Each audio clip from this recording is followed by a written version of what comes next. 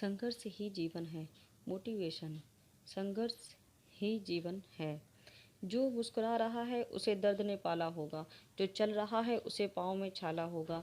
बिना संघर्ष के इंसान चमक नहीं सकता, जो जलेगा उसी दिए में उजाला होगा। संघर्ष क्यों बचें? संघर्ष से संघर्ष ही तो जीवन की आत्मा है। जितना कठिन संघर्ष होगा उतनी ही शानदार जीत होगी। एक बार एक किसान भगवान से बहुत ही नाराज़ हो गया।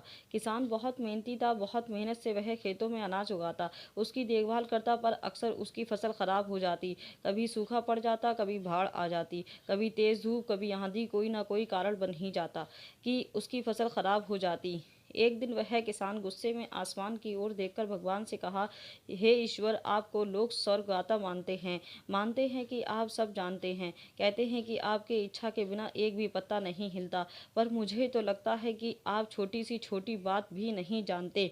आपको तो ये भी नहीं पता कि खेती बाड़ी कैसे करते। अगर आप जानते होते तो हर समय जो बाढ़, आंधी और तूफान आते हैं वो कभी नहीं आते।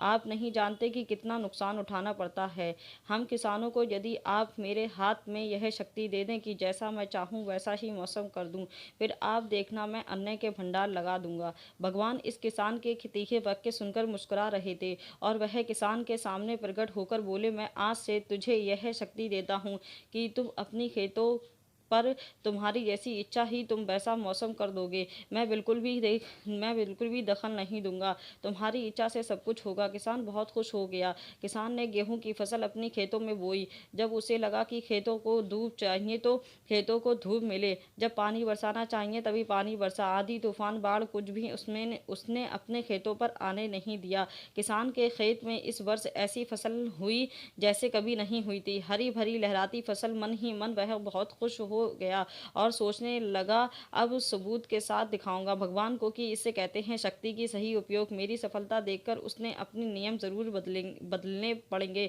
कुछ दिन गुजरे, फसल काटने को तैयार हो गए। किसान बहुत उत्सुकता के साथ फसल को काटने लगा, पर जैसे ही उसकी नज़र गेहूं की बालियों पर गया तो उसने अपना सिर पीट कर लिया और वह रोने चिल्लाने लगा। गेहूं की एक भी बाली के अंदर गेहूं का दाना नहीं था, सारी बालियां अंदर से खाली थी। किसान बहुत दुखी हो गया। उसने भगवान को रोते हुए फिर पुकारा, हे प्रभु, तुमने ये मेरे साथ क्या किया? क्या तुमने मुझे कोई सजा दी? भगवान बोले, पुत्र, ये तो होना ही था। तुम्हें पौधे को संघर्ष करने का मौका ही कहाँ दिया। ना तो तुमने उन्हें आंधियों से जूझने दिया, ना तेज बारिश से सहने दिया और ना ही धूप में तपने दिया। एक भी चुनौती का सामना तुमने उन्हें नहीं करने दिया। इसीलिए सारे पौधे अंदर से खोखले रह गए। जब आंधी तूफान, तेज बारिश और धूप पड़ती है तभी ये पौधा अपनी अस्तित्व को बचाने के लिए संघर्ष करते हैं और इसी संघर्ष से एक बल पैदा होता है जिसमें शक्ति होती है, ऊर्जा होती है। और यही ऊर्जा पूर्ति तेरे गेहूं के दानों की तरह जो नहीं फूटी, तूने उन्हें कठिन परिस्थितियों से गुजरने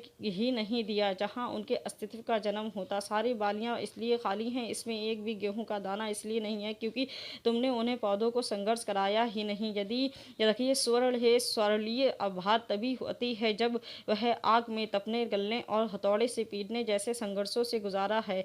कोयले का टुकड़ा हीरा तभी बनता है जब वह उच्च दाब और उच्च ताप की मुश्किल परिस्थितियों से गुजरता है। इसी तरह यदि हमारी जिंदगी में कोई संघर्ष ही ना हो, कोई चुनौती ही ना हो, तो हम भी गेहूं की बालियों की तरह खोखले रह जाएंगे। कोई अस्तित्व नहीं होगा। हमारा विपरीत परिस्थितियां, चुनौतियां, समस्याएं हमें और अधिक निकारती हैं। यदि जीवन में कठिन परिस्थितियां और चुनौतियां आए तो घबराना मत, बल्कि सामना करना, विश्वास करना कि आप और अधिक निखर जाओगे और अधिक मजबूत बन जाओगे। किसी ने कितना सही कहा है, जिंदगी जीना आसान नहीं होता, बिना संघर्ष कोई महान नहीं होता। जब तक ना पड़े हथौड़े की चोट तब तक पत्थर भी भगवान नहीं होता।